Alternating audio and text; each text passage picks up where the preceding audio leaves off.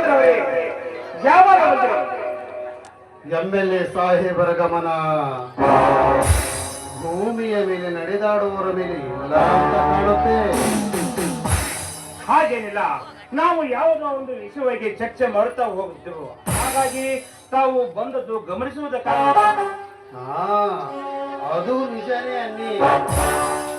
ಯಾಕಂದ್ರೆ ಚಿಕ್ಕ ವಯಸ್ಸಿನಲ್ಲೇ MLA ಪದವಿ ದೊರಕಿರುವಾಗ ಅದೇಗೆ ತಾನೇ ಗಮನಿಸುವುದಕ್ಕಾಗದು.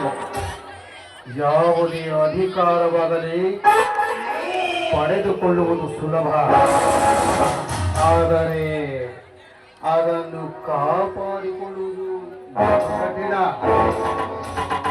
ನೋಡಿ, ನಮ್ಮ ಮನೆತನದ ಪರಿಚಯ ತಮಗೆ ಚಿಕ್ಕಂದಿಂದಲೂ ಇದೆ.